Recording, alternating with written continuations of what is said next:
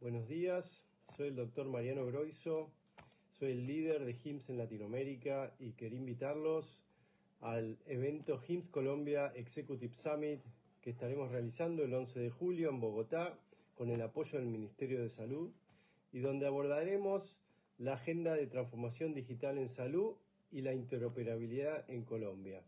Nos vemos allá.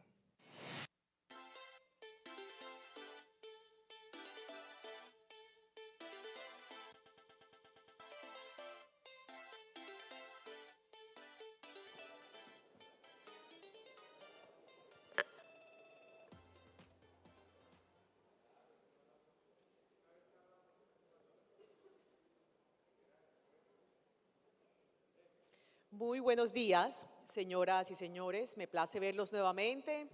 Ya me contaron que ayer fue una noche maravillosa, que no hubo lluvia ni tormenta que los detuviera a celebrar este maravilloso encuentro, cosa que me alegra muchísimo. Esa lluvia de ayer son muchas bendiciones. Y bueno, me encanta que estén aquí. Vamos entonces a iniciar con este tercer día del Foro de la Salud y 28º Foro Farmacéutico de la ANDI, un espacio en el que la asociación, a través de la Vicepresidencia de la Salud y las 5 cámaras que la conforman, abordan los temas más relevantes para el sector, sus retos, proyecciones y expectativas. Los invitamos, por supuesto, nuevamente a seguirnos en las redes sociales. En Twitter nos encuentran como @Andi_Colombia. A unirse en la conversación digital con el hashtag #Andi Foro Salud y asimismo en Instagram nos pueden encontrar como Andi Colombia Oficial. Para iniciar con esta agenda de ese tercer día del Foro de Salud, le damos la bienvenida al doctor Mauricio Reina, economista e investigador asociado de FEDesarrollo, con su conferencia sobre visión económica global. Bienvenido, adelante, Mauricio. Muchas gracias. Buenos días.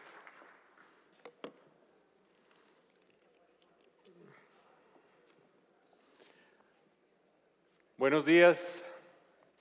Ayer cuando venía del aeropuerto, como a las 11 de la noche, pasé por la fiesta y dije, voy a agradecerles mucho a los que estén en la primera conferencia de la mañana. Entonces les agradezco muchísimo que estén aquí. Cuando armamos el programa y Ana María tuvo la inmensa gentileza de invitarme a compartir con ustedes algunas ideas, esa conferencia de visión económica global pues era bastante razonable, pero es evidente que faltando, ¿cuánto estamos? 10 días de elecciones, si uno se pone a hablar de la economía global pasa por ingenuo, tonto, bobo, al menos hablando solamente de la economía global. Entonces, lo que yo voy a tratar de hacer en los próximos 40 minutos es combinar 3 reflexiones. En primer lugar, tratar de ver cuál es la situación actual de la economía. Eso es un elemento básico para tratar de analizar después cuestiones más coyunturales. En segundo lugar, volver a algo que es fundamental y que increíblemente se ha soslayado en la campaña presidencial, y es cuáles son las principales vulnerabilidades de nuestra economía en este momento. Si un carro tiene problemas serios en la estructura, de vez en cuando se recalienta. Entonces nosotros vemos de vez en cuando la tasa de cambio por encima de 4.000 y vuelve y se baja, se enfría, se calienta, se enfría, solo por mostrar un indicador. O a veces vemos la inflación yéndose cerca del 9,5 y se baja en el mes siguiente.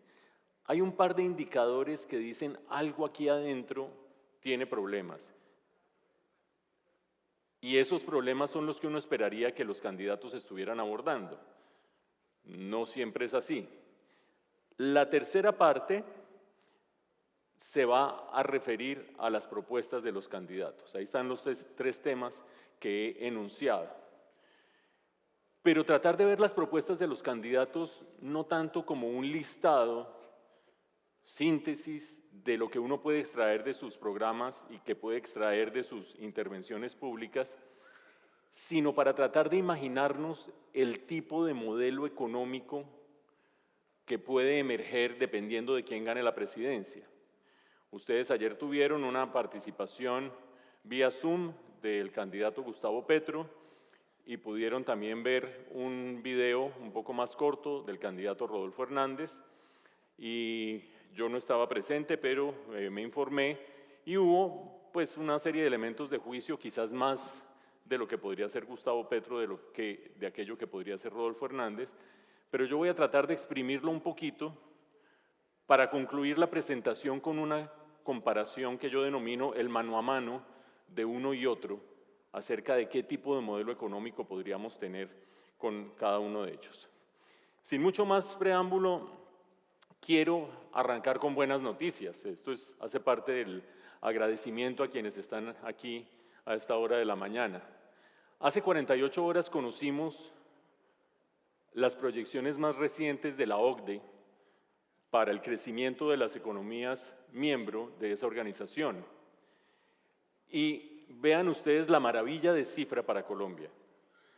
Colombia por encima de otros miembros de la OCDE de América Latina, Colombia por encima de países desarrollados miembros de la OCDE. Esto es como para que respiremos tranquilos durante unas horas, ya que vamos a tener tanta zozobra en los días siguientes.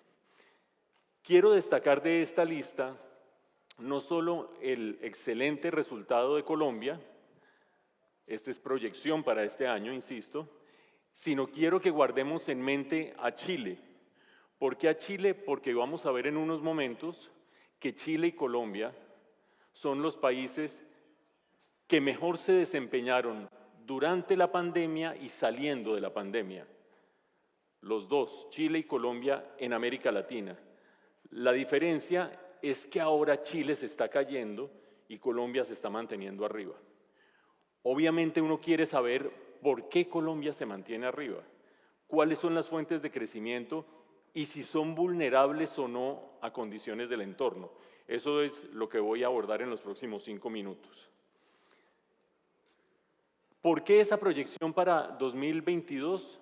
En gran medida por los resultados del primer trimestre de este año, que sorprendieron a todo el mundo, 8,5%.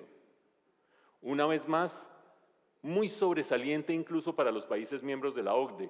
Acuérdense ustedes que nosotros somos el patito feo de la OCDE, grandes economías desarrolladas, vigorosas, poderosas, somos el patito feo y estar dentro de ese club con muy buen desempeño es algo muy relevante.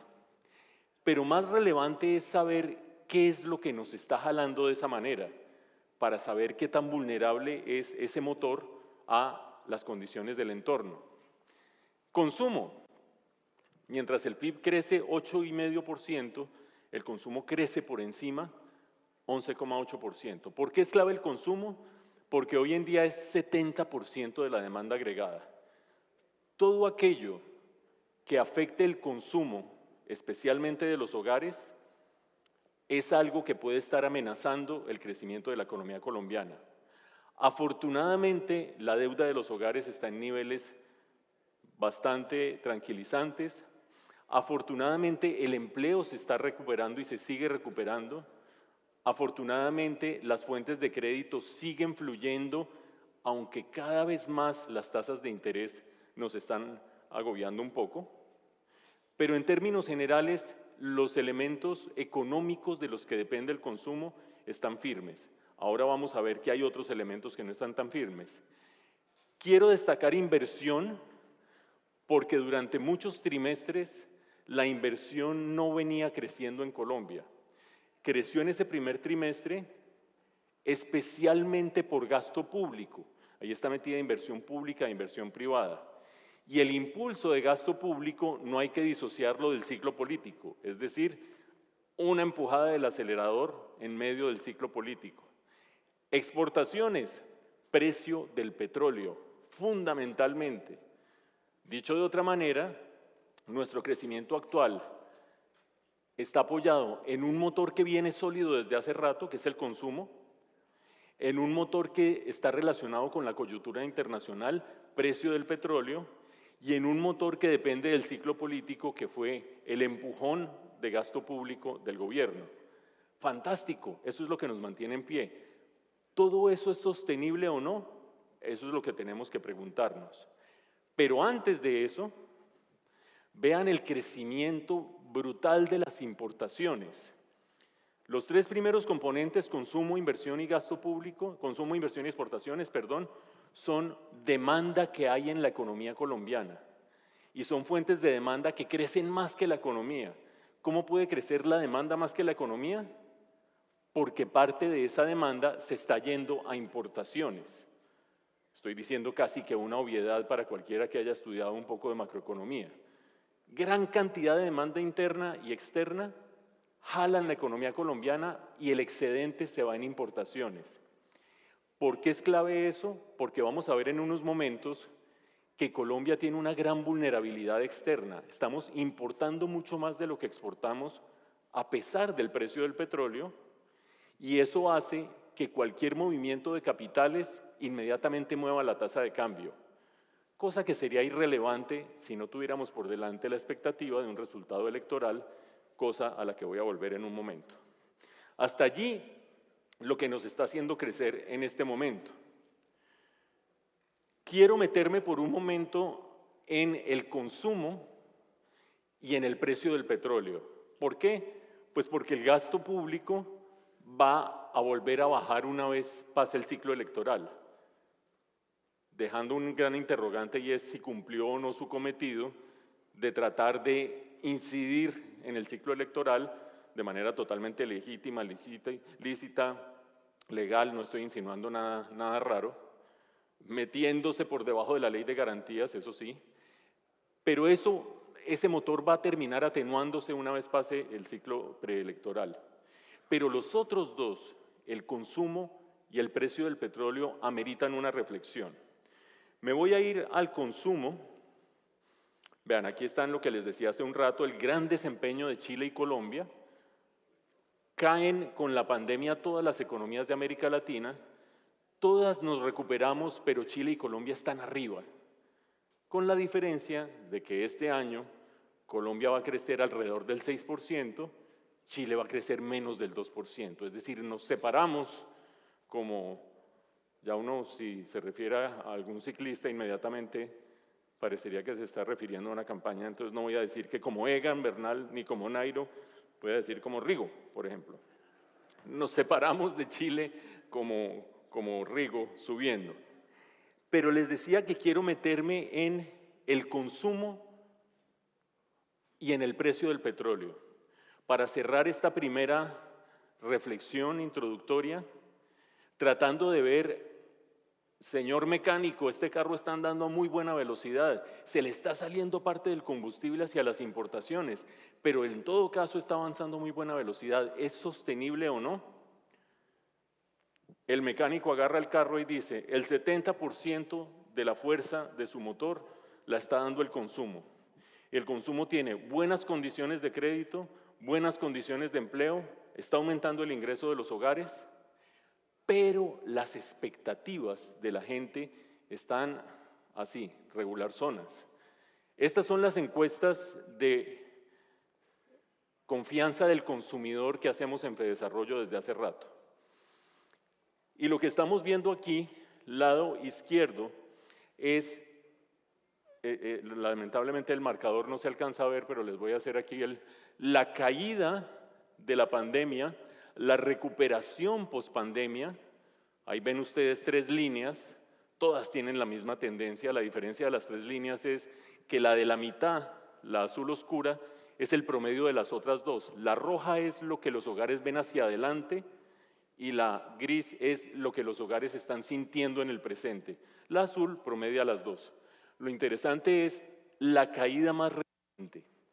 Esa caída más reciente corresponde al inicio de este año, llegamos de vacaciones, vemos la inflación alta, vemos la inminencia de las elecciones y el resultado electoral y empieza a debilitarse la confianza del consumidor. Ese debilitamiento, que al final tiene una levantadita, un poquito una levantadita, pero todavía no marca tendencia, nos lleva inmediatamente a reflexionar sobre lo siguiente. El 70% de la demanda de jalonamiento de esta economía está dependiendo del resultado electoral. Eso es casi que obvio lo que estoy diciendo, pero confirmarlo en esta clase de encuestas sirve para ir viendo qué tan sostenible es la situación que estamos viviendo. Alguien dirá, ¿pero qué? ¿Eso cambia de la noche a la mañana? No. Seguramente el jalonamiento que tiene la economía colombiana en este momento nos va a durar hasta final de año. Seguramente vamos a estar creciendo entre 5 y 6% este año.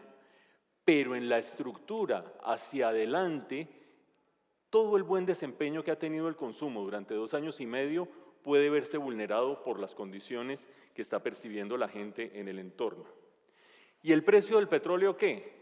No vamos a hacer una disquisición sobre la invasión de Rusia a Ucrania, que es la fuente fundamental del aumento del precio del petróleo. Pero sí quiero referirme a un factor económico, no político, de ese entorno internacional. Vean ustedes la evolución del precio de las materias primas. Esto es un índice, esto no son precios, los precios los convertimos en índice y los hacemos comparables. Y lo que quiero mostrar es lo que ha pasado durante este año. Tranquilos, tranquilos, por ahí algún sobresalto. Rusia entra a Ucrania y vean la disparada del precio de materias primas. Parecería que todo empieza a controlarse cuando no pueden tomarse la capital y se empiezan a concentrar en el Donbass. Parecería que ya los rusos se van a salir.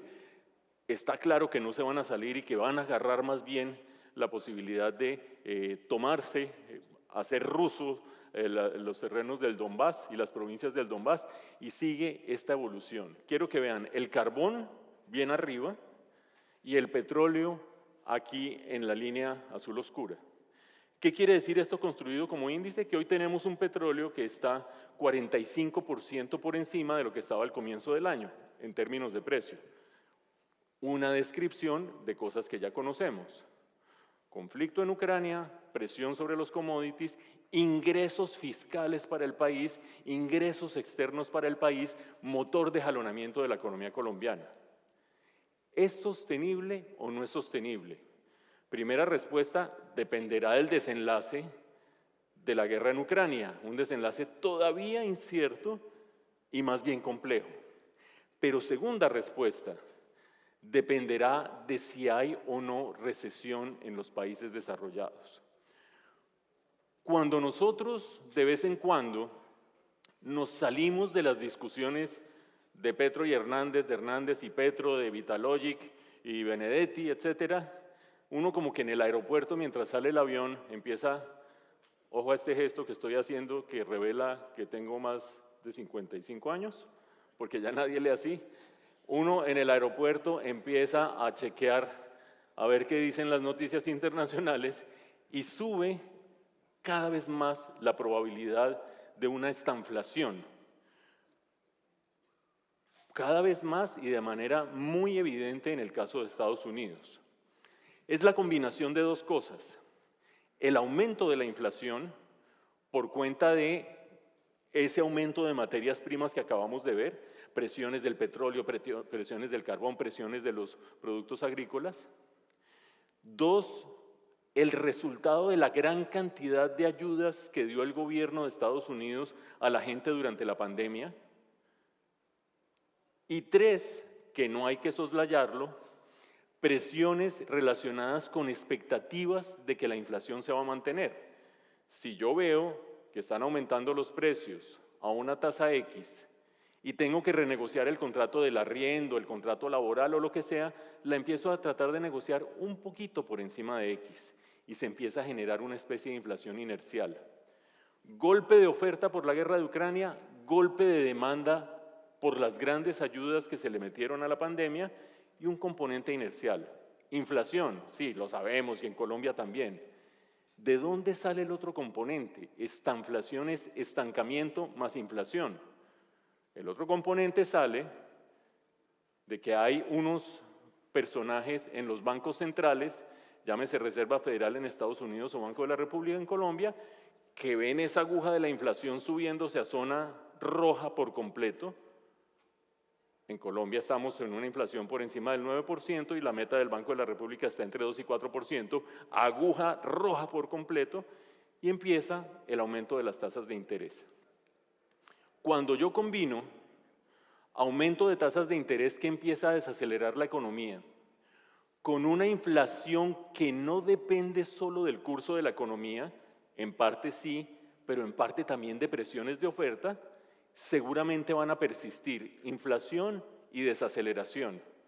Y esa amenaza creciente de recesión, de la que nos enteramos cada vez que se nos demora el vuelo y miramos qué pasa en el resto del mundo por encima de nuestras discusiones electorales, es la que puede amenazar el precio del petróleo que nos está jalonando a nosotros. Si el mundo desarrollado, y en concreto Estados Unidos, entran verdaderamente en un periodo de estanflación, olvidémonos de ver el precio del petróleo persistentemente en $120 el barril, 125, 115. Y seguramente nos iríamos a unas cifras, no sé cuáles, porque depende de la magnitud de la recesión y de la estanflación, pero unas cifras mucho más acordes con la trayectoria histórica. Cierro esta sección dejando la siguiente inquietud. Hace 48 horas vimos las proyecciones de la OCDE y ¡viva Colombia! Y en la página 2, insisto en pasar páginas así, en la página 2 uno se encontraba con la amenaza del consumo, que es el resultado de las elecciones, la amenaza del precio del petróleo, que es la probabilidad de esta inflación. Nada de eso nos va a cambiar el caminado de aquí a final de año, pero para el año entrante y las proyecciones del año entrante, sí es muy relevante que todos los que estén pensando en proyectar su negocio hacia adelante tengan presente esas dos vulnerabilidades. Sobre las dos vamos a profundizar un poco, pero sobre todo sobre la electoral. Vamos entonces a recordar los desafíos, es decir, ya logramos bajar un poquito la temperatura del carro y le decimos al mecánico, pero usted ¿cómo lo ve? ¿Lo vendería? ¿No lo vendería? ¿Qué problemas tiene? Y el mecánico, sagaz y agudo, le dice a uno, tiene como 3 o 4 problemitas de base ese carro que hay que resolver. Si usted va a hablar con un candidato presidencial, dígale que cuando se haga cargo del carro, lo resuelva. Primero de ellos, problemas sociales. Todo esto es tan conocido que lo voy a pasar rapidito. Problemas sociales. 20 millones de colombianos viven con menos de 11.000 pesos diarios. Es decir, si uno viene del aeropuerto, 11.000 pesos le dan hasta donde, hasta ni siquiera entra a Boca Grande, ¿no?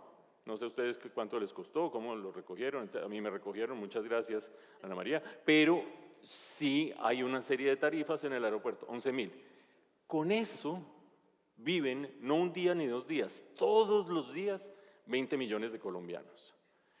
Ese es un problema del berraco, y me perdonan la expresión, que hemos soslayado, y soslayar ese problema en gran medida nos tiene en la coyuntura política en la que estamos. Agreguen ustedes 2,5 millones de colombianos desempleados, pero no acaba de decir que el mercado laboral va bastante bien.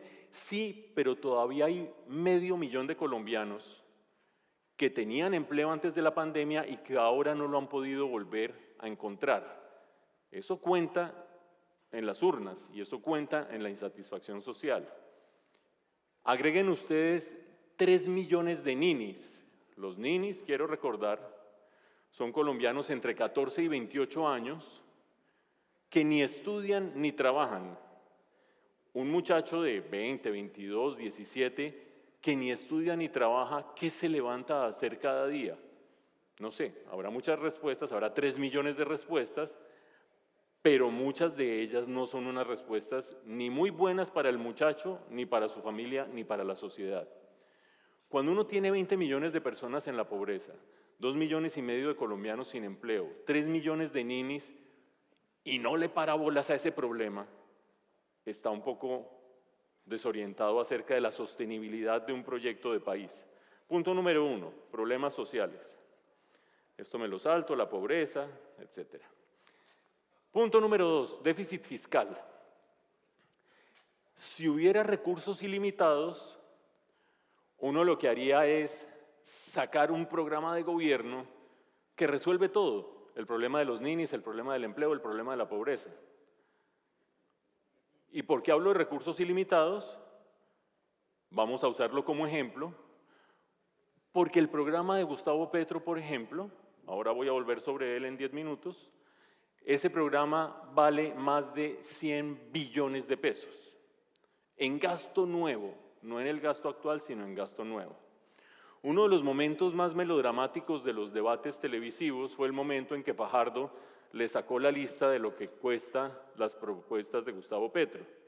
Y no me voy a detener mucho en eso, pero Petro dijo, mire, mis 3 grandes propuestas son educación superior gratuita para todos, el subsidio a las madres cabezas de familia y el mínimo de agua vital. Eso vale 25 billones de pesos.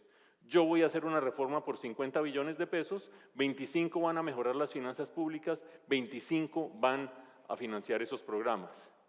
Fantástico. Lo que pasa es que ahí no estaba la promesa de darle empleo a todos los colombianos que no tengan trabajo. ¿Qué? Sí, no sé si ustedes han leído el programa, o ayer lo oyeron, no sé si se volvió a referir a eso o no, porque yo no lo oí, pero está allí promesa, el Estado le dará trabajo a todo el que no tenga trabajo. Eso vale mucha plata, entre otras cosas porque no se sabe si se daría con un salario mínimo con prestaciones, medio salario mínimo. Con eso ya se descuadran las cuentas. Si uno agrega la promesa de reubicar gente que está en asentamientos, en zonas peligrosas, en zonas de peligro, ya se desbordó la cuenta y sigan sumando ustedes y eso da, se habla por ejemplo, ya que estamos en este ámbito, salud preventiva, las brigadas de salud que propone Gustavo Petro, en sus propias palabras, valen más o menos entre 4 y 5 billones de pesos al año. Cuando le preguntan cómo la financiaría, dice, con lo que hoy están asignándose las EPS para hacer medicina preventiva. Pues resulta que eso es medio billón de pesos. Si esto vale entre 4 y 5, quedan faltando 4 o 3,5 billones de pesos. Súmenlo. Es impagable esa cuenta. Cierro paréntesis para decir, con un déficit fiscal de estas proporciones, aquí están los déficits fiscales de distintos países de América Latina, Colombia es la línea amarilla. Con un déficit fiscal de estas proporciones, no hay chequera que aguante resolver los problemas sociales como se está proponiendo en el programa de Gustavo Petro, pero no quiero concentrarme en eso, como merece el país. O sea que ahí hay un pequeño dilema y poca gente le pone el precio a lo que se está diciendo. Esta es la deuda pública y paso al tercero. Déficit externo, estábamos hablando de eso hace un momento. No obstante que tenemos el precio de petróleo que tenemos, no obstante que las exportaciones vienen creciendo al ritmo que vienen creciendo y jalando la economía, acuérdense de la cantidad de importaciones que estamos haciendo. Todo el gasto excedente de la economía colombiana está generando una gran presión sobre importaciones. Y eso hace que Colombia tenga hoy, otra vez la línea amarilla, junto con Chile, los mayores déficits externos de América Latina. Simplifiquemos, déficit externo, la diferencia entre lo que le vendo al mundo y lo que le compro al mundo. Es negativa, estamos importando más de lo que exportamos, y eso lo tengo que llenar de alguna manera. Lo hemos venido llenando con capitales que nos financian porque creen en el país, o porque creen que la tasa de interés en Colombia está más alta que en Estados Unidos, me endeudo en Estados Unidos, traigo capitales a Colombia de manera totalmente lícita, y que si va a ganar fulano o mengano, pues mañana me voy. Si todo el mundo se va al tiempo, volvemos a ver la tasa de cambio para arriba, si todo el mundo se tranquiliza para abajo, para arriba, para abajo, por el hueco externo que tenemos. Esto es una gran vulnerabilidad que mucha gente soslaya y que ni se menciona en las discusiones de los debates electorales. Y el último punto, el último reto, antes de comparar las propuestas. La estanflación, ya hablamos de eso en el caso de Estados Unidos. Quiero, con una combinación de presiones inflacionarias de oferta y de demanda, y a la vez una Reserva Federal aumentando tasas de interés, lo que va a frenar la demanda, pero no necesariamente va a resolver el problema de la inflación, de ahí el nombre, estancamiento más inflación. Pero en Colombia estamos en una situación parecida, no idéntica y no necesariamente con el mismo desenlace, pero parecida. Esto es Colombia. La inflación, la línea azul, 9,2, este dato viene hasta el mes de abril, en mayo fue 9,03, por encima de 9 en todo caso, se dio un poquito, ese debilitamiento no es previsible que vaya a durar mucho tiempo por unas cuestiones estadísticas, estamos en problemas, claramente. Y claramente los alimentos son los que están jalando la inflación, es decir, una inflación de oferta. ¿Por qué hago énfasis en eso? Porque cualquier banquero central responsable sube tasas de interés, como estamos subiendo nosotros, pero el aumento de tasas de interés no necesariamente baja el precio de la papa, del arroz, ya el de la papa está cediendo, pero otros precios de alimentos. Y ahí es donde está el dilema. Aquí tenemos la tasa de interés en Colombia, el panel de la derecha, el gráfico de la derecha, es decir, estamos frenando y frenando y frenando la demanda. Ojalá pronto se vean los efectos sobre inflación. Y este gráfico que viene es el que explica en gran medida por qué no tenemos una crisis cambiaria de mayores proporciones. Estas son las tasas de interés de América Latina. La colombiana es la roja. Bancos centrales de nuestros países aumentando la tasa de interés a pasos agigantados. Y estas son las tasas de interés de los países desarrollados. Cualquiera de ustedes, cuando deja, mientras espera el avión y deja de leer el rollo de la estanflación, compara esto y dice, voy a llamar a mi asesor financiero y le voy a decir, compañero, bueno, no compañero no porque tiene connotaciones políticas, amigo mío, por favor, endeudémonos en Estados Unidos y traigamos esa plata a rendir en Colombia. Totalmente legal, totalmente lícito. La tasa de interés de endeudarse, la tasa de interés de rendimiento, ¿o no? Eso lo están haciendo cotidianamente fondos de inversión en América Latina. ¿Hasta cuándo?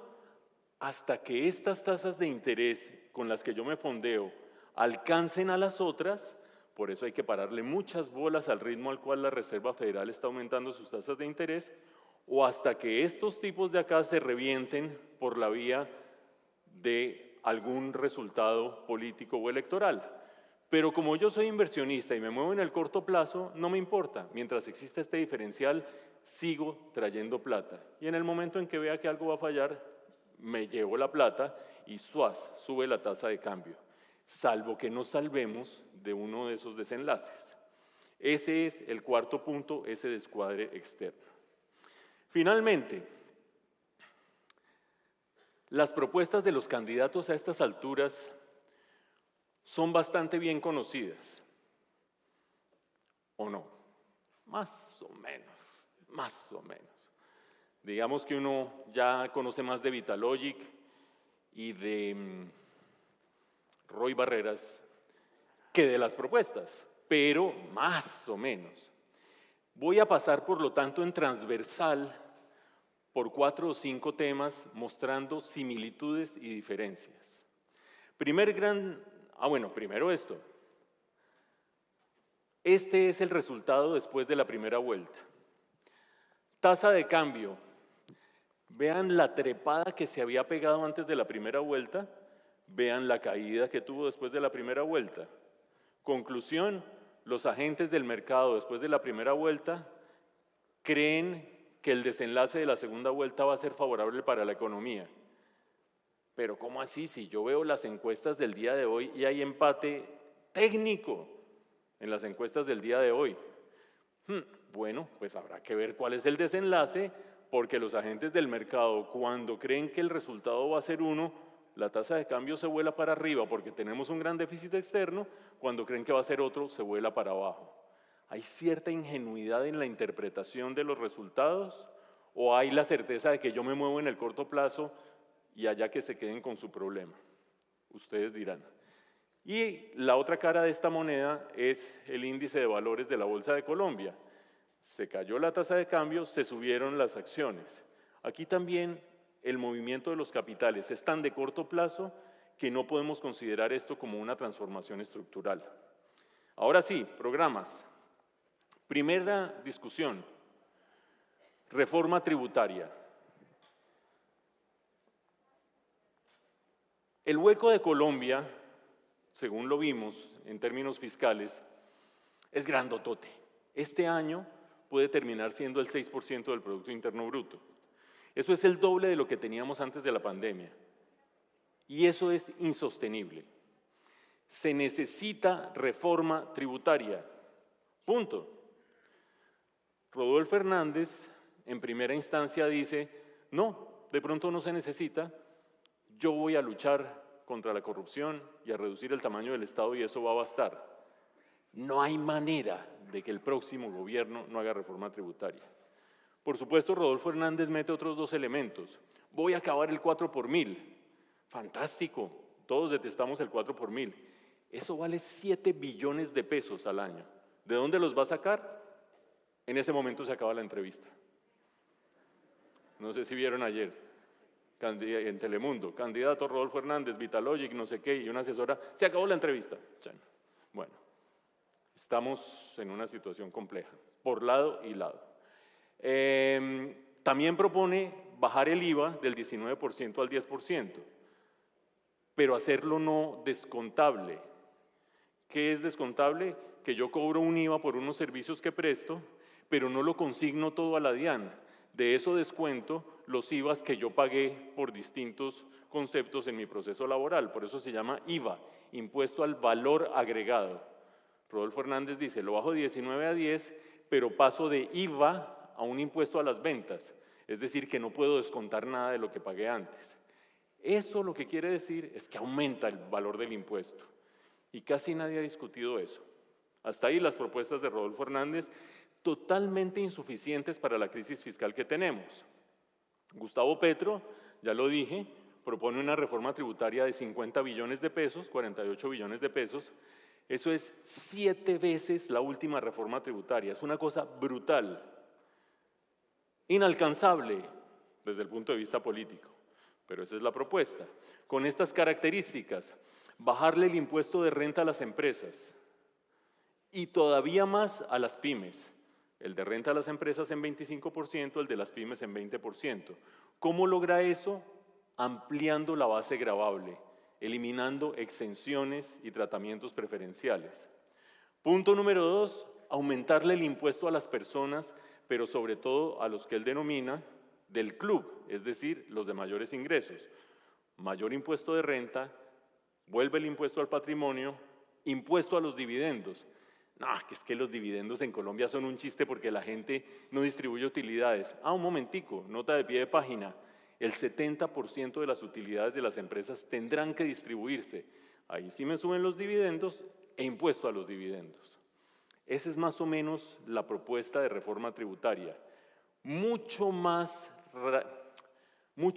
realista frente a la situación fiscal que la de Rodolfo, que es casi que ciencia ficción esa posición fiscal que uno tiene allí. Que si yo soy petrista, no, yo estoy más confundido que ustedes. Pero pues hay que decir las cosas, si me llaman aquí a ser de cheerleader, pues. En política monetaria, el Banco Central lo mantendría Rodolfo como está. Petro de lo que dice es, el Banco de la República no solo tiene que luchar contra la inflación, sino fuera de eso, propender por el crecimiento y el empleo. Y esos son objetivos contradictorios. Si yo voy a luchar contra la inflación, trato de enfriar la economía. Si yo trato de promover el empleo y el crecimiento, ignoro un poco la inflación. Los dos objetivos al tiempo, de semáforo, es eso. Bueno, en términos de pensiones, la gran diferencia. Hoy nosotros escogemos entre el régimen público y los fondos privados. Cada uno, dependiendo de su esperanza de cómo va a vivir los últimos 10 años de su vida laboral, voy a ganar poquito o mucho, tengo tal edad en este momento, me voy para los públicos o me voy para los privados. Compiten los dos sistemas. Rodolfo los mantendría compitiendo, le haría una serie de ajustes según ha anunciado, pero los mantendría compitiendo. Gustavo Petro lo que haría es acabar esa competencia, dejar el sistema público como un sistema solidario y redistributivo que se alimentaría de los aportes de todos los colombianos hasta 4 salarios mínimos. Son muy poquitos los colombianos que ganamos más de 4 millones de pesos en el país, más de 4 salarios mínimos. Esos primeros 4 salarios mínimos de todos los colombianos, o el que gane menos, aportarían al sistema público y eso se redistribuiría, sería un sistema solidario. Y los que ganen más de 4 salarios mínimos a los fondos de pensiones. Ah, bueno, entonces sí va a mantener los fondos de pensiones. Con una pequeña anotación, cuando yo paso los aportes hasta 4 salarios mínimos al fondo público con carácter solidario, me estoy llevando más o menos entre el 75 y el 80% de la plata que iría a los fondos privados de pensiones. Es decir, lo estoy prácticamente reduciendo a su mínima expresión. Ahí hay de por medio, para que cada cual lo piense, el carácter solidario para ayudarle a una cantidad de colombianos que no tienen pensión, pero también un agotamiento del mercado de capitales del país. Una gran diferencia entre los dos. En mercado laboral, el primer título que ustedes ven allí, reforma laboral, son pequeñas cositas de un lado u otro. Lo sustancial está en este bullet debajo de política de empleo. Lo decía hace un momento, empleo garantizado para todo aquel que no tenga empleo, lo daría el Estado. Insisto, si eso se contabiliza, 2,5 millones de colombianos desempleados por un salario mínimo más prestaciones, eso vale una inmensa cantidad de plata. Hay asesores de Gustavo Petro que han dicho, no, es que no es así. No es para todos los desempleados, sino para algunos, no es todo un salario mínimo, sino medio salario mínimo, no es todo el tiempo, sino solo 3 o 6 meses al año. Variantes las que uno quiera. Guardar en la memoria el Estado como un empleador de última instancia en el mercado laboral. Ahí hay una diferencia central entre los dos candidatos. Educación, se parecen mucho en algunos temas. Educación superior, es decir, universitaria. Cobertura del 100% en educación superior gratuita. Educación pública, gratuita, para todos los colombianos. Conste que yo no estoy diciendo si es bueno o es malo, estoy describiendo. Rodolfo, educación pública, gratuita, superior para todos los colombianos, igualitos. Segundo punto, Rodolfo, voy a perdonar las deudas del ICETEX. Petro, con ciertas variantes voy a perdonar las deudas del ICETEX. Se parecen mucho más de lo que nosotros pensábamos. Hay algunas diferencias relevantes. Cuando uno habla de la educación en Colombia y de los resultados de las pruebas PISA, generalmente dice, es que en Colombia tenemos malas metodologías pedagógicas y el pensum hay que mejorarlo, por eso es que nos va mal en las pruebas PISA. Bajo la propuesta de Petro, ¿quién haría el pensum y el modelo pedagógico? Se construiría, el tercer bullet, modelos educativos y currículos con enfoque regional y étnico, con participación de la comunidad. Entonces hay gente que le mete 8 años a un doctorado en educación, en Harvard o en no sé dónde, tratando de entender cuál es la mejor técnica pedagógica para el siglo XXI, y aquí vamos a definir los modelos pedagógicos comunitariamente. Uepa. Bueno, solo por dejarles esa inquietud, más una última inquietud, y es el PAE, el Plan de Alimentación Escolar, que vale un billete, y que en gran parte es el botín de muchos políticos regionales, pasaría a ser liderado por la comunidad educativa, es decir, en gran medida FECODE. Para bien o para mal, yo tengo mi propio juicio al respecto. Ustedes, por la sonrisa que tienen en la cara en este momento, tienen su propio juicio al respecto. El PAE un presupuesto grandotote manejado por la comunidad educativa.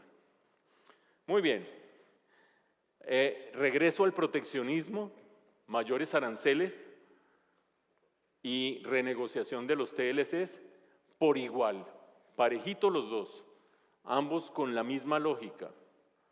Y en Rodolfo Hernández es un propósito fundamental para el sector agrícola, proteccionismo, subsidios y a promover el sector agrícola, cosa con la que cada cual puede estar de acuerdo o no con el fomento del sector agrícola, pero los medios para llegar allá pueden ser más cuestionables, este nivel de proteccionismo.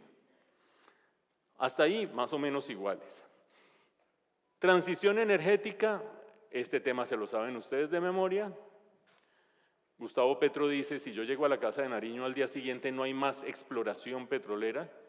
Sí, la explotación de los proyectos que están en curso, las reservas pueden estar en 7 años u 8 años, las que hay, por lo tanto lo que se explota puede durar unos 7 u 8 años, pero no más. Y se le metió un nuevo argumento hace 2 días. ¿Y el carbón? Ah, sí, el carbón lo compra el Estado para dejarlo guardado. Bueno, como no hay problemas fiscales, no importa, ¿no? Se puede gastar infinitamente en compra de carbón, etcétera, etcétera. Rodolfo mantiene más o menos, bueno, y se le metió uno más de este lado. Dice, yo no sé si será cierto y por eso digo dice, Juan Manuel Galán, que en algún momento en sus reuniones con Gustavo Petro le dijo, yo le voy a comprar el petróleo a Venezuela. Dejo de producir en Colombia y le empiezo a comprar a Venezuela, con lo que eso significa de dependencia geopolítica de un socio bastante poco confiable e inestable. Cierro paréntesis. Rodolfo Hernández mantendría más o menos las mismas reglas del juego que hay hoy a ese respecto. Y último tema, salud.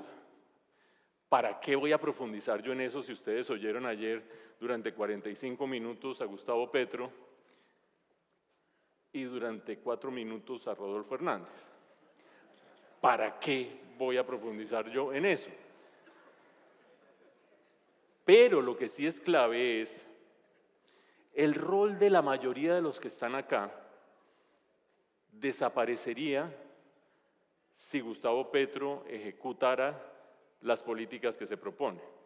La primera frase habla por sí sola, sistema de salud único, público y universal. Todo lo demás, que si preventivo, que si las brigadas, que si eso vale 4 billones, que si se puede pagar o no, es subsidiario a sistema público universal. Me dicen que ayer dijo, cuando haya presencia pública suficiente, no habrá privados, cuando la presencia pública sea insuficiente, sí habrá privados. Son matices alrededor de un principio casi que ideológico, no sector privado donde pueda estar el sector público. Rodolfo mantiene el sistema actual, dice que desaparecería, se igualaría el contributivo con el subsidiado, etcétera, etcétera, pero más o menos mantendría el sistema actual, con una observación importante: control de precios exacerbado en medicamentos, control de precios en servicios de salud, Petro también control de precios y control de precios, pero digo exacerbado porque Rodolfo tiene, ustedes lo han oído, una obsesión con el tema del control de los precios a los cuales se contrata con el Estado, o dentro de las reglas de juego del Estado, no solamente en la salud. Si uno pasara un momentico a infraestructura, recuperaría el punto de vista de Rodolfo Hernández diciendo, a mí me gustan las concesiones, pero eso sí, esos peajes están muy caros. Hay que ir a mirar cómo son los precios y empezar a controlar eso, no se puede abusar. Yo soy economista de formación relativamente liberal y yo creo en ciertas metodologías prácticas para permitir que el mercado regule una cantidad de materias. Hay otras que las tiene que regular el Estado. Pero entrar como un backcentro de un equipo argentino con el guayo arriba y los taches arriba, control de precios, control de tarifas, control de no sé qué, me asusta un poco. Última reflexión, es este cuadrito. Mano a mano, en cosas que nos interesan a todos los que estamos aquí reunidos. son cosas como de economía política, y esta es una cosecha personal. Esto no lo van a encontrar ni en el apéndice del programa de Rodolfo, ni en el apéndice del programa de Gustavo Petro. Primero, plantean intervención estatal, sí, los dos. La vieja idea según la cual Rodolfo Hernández es el candidato de la derecha liberal de este país, pues no es consistente ni con lo que dicen ni con lo que muestran sus programas. Ambos quieren intervenir en la economía, mayores aranceles, renunciar a los TLCs o renegociarlos, control de precios, control de servicios, control de tarifas de peajes. Mucho más intervencionista Gustavo Petro, desaparecer el rol privado en la salud, virtualmente en las pensiones, pero Rodolfo no se queda atrás. Segundo punto, ¿creen en el rol en el sector privado? Rodolfo Hernández es un empresario que se hizo muy rico siendo empresario, cree en la iniciativa privada y en el mercado como regulador de muchas cosas. Por lo tanto, pues si uno no cree en la manera como hizo la plata, yo no sé en qué cree. Entonces, cree en el rol del sector privado. Gustavo Petro, en el discurso, después de la primera vuelta, invitó al empresariado colombiano a que creyera que él es la fórmula de transición más segura para Colombia. Es la primera vez que yo lo oigo hablar del empresariado colombiano en años. El desprecio de Gustavo Petro por el sector empresarial es legendario. Punto. Cruz para un lado, Chulo para el otro. Coherencia del programa. A uno puede gustarle o no Gustavo Petro, ustedes sacarán su propia conclusión.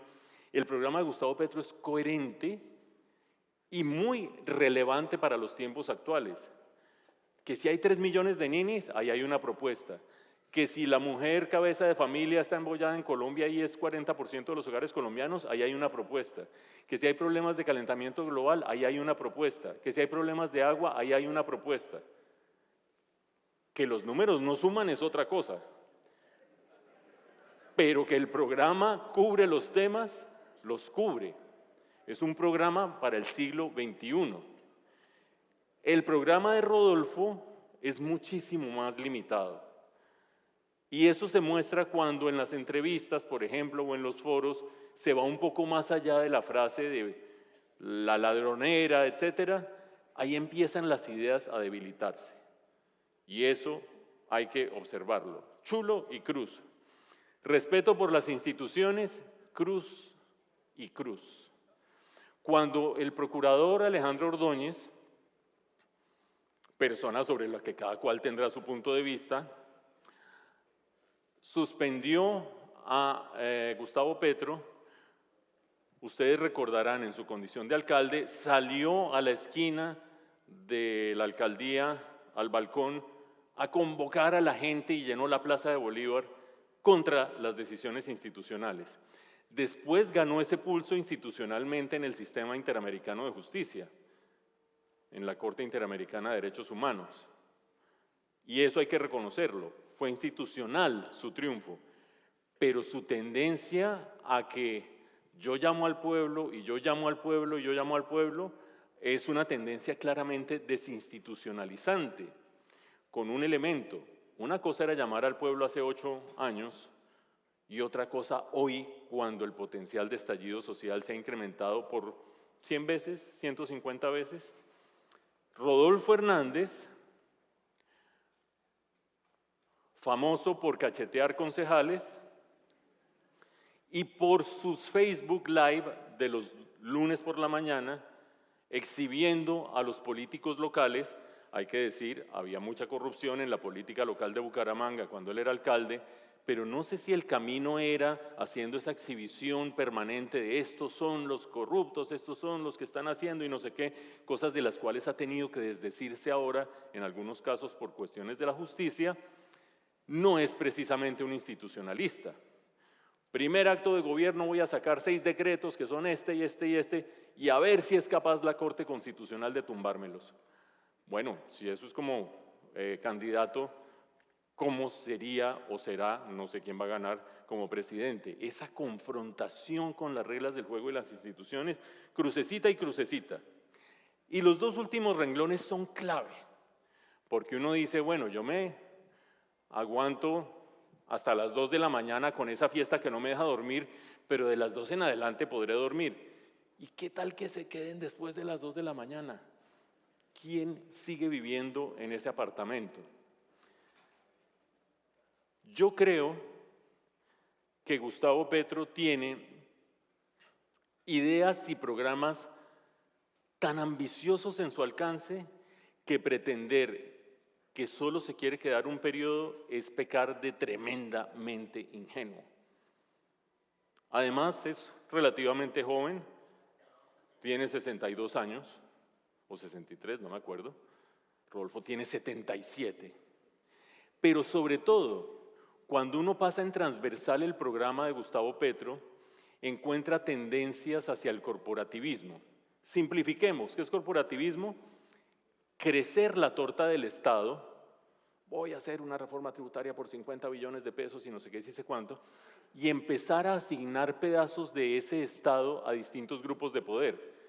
Que si los maestros van a manejar el PAE, que si la salud va a ser totalmente pública, que si las mujeres no sé qué, que si todos los desempleados van a tener un empleo público.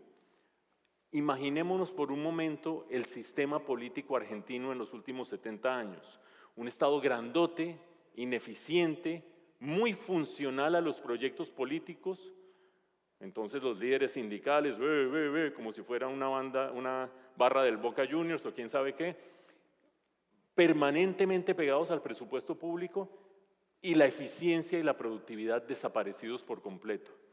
Uno recorre el programa de Gustavo Petro y tiene esa proclividad al corporativismo.